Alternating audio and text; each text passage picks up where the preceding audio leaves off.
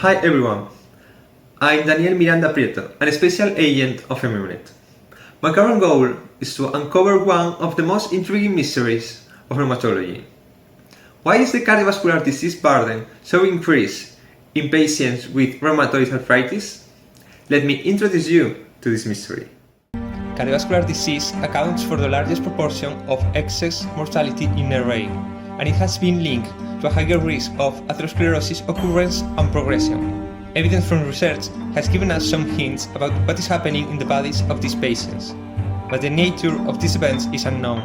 Previous reports determine that this excess risk cannot be only attributed to traditional cardiovascular risk factors like smoking, obesity, hypertension, diabetes, or dyslipidemia.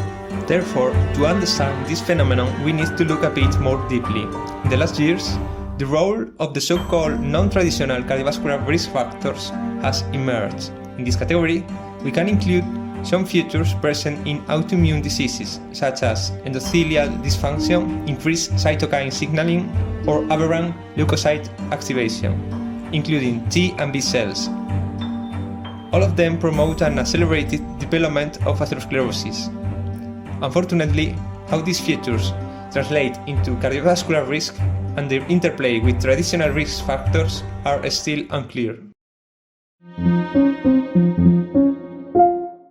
The level of complexity of this autoimmunity gang is very high, but despite everything, we have got some hints. Our suspects till this moment are: in innate immunity, neutrophils are increasingly recognized as key players in CV. Neutrophils may promote atherosclerosis by multiple mechanisms such as cytokines and granule content release, generation of reactive oxygen species, or net formation. They take part in plaque erosion, an important cause of thrombi formation, also involving tissue factor, fibrin, and platelets. Despite this, we don't know whether some pro-inflammatory neutrophil subpopulations have an increased nets formation that might contribute to accelerating plaque formation in autoimmune patients.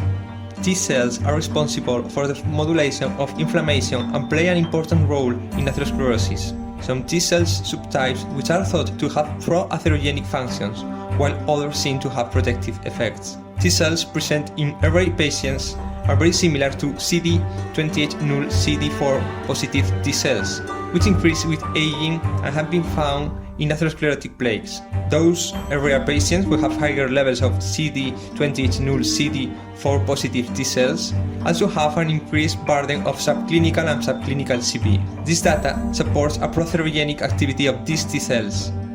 Humoral responses beyond antibody production have received little attention, but the role of B cells or ABCs in RA is more complex than initially conceived. ABCs are present in healthy individuals, increase with age, and their circulating numbers are higher in different autoimmune diseases, including RA. ABCs are less sensitive to PCR stimulation, but exhibit higher responses to toll-like receptors or cytokines, thus leading to antibodies or autoantibodies generation.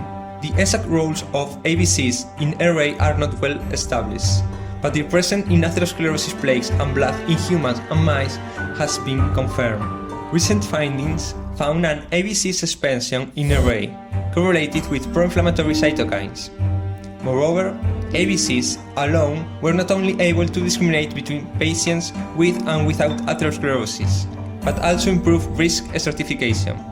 These findings prove that ABCs may be a promising clinical tool and disease target. We are getting closer to the truth, but the criminals are still at large. I think that the time to address this significant problem is now. I must remember that cardiovascular events are the first cause of death in the world. So, research on cardiovascular involvement in patients with rheumatoid arthritis could be helpful to deepen our knowledge of cardiovascular disease and maybe improve also their treatment. Who knows? Maybe the future of our hearts is in the hands of the RA patients.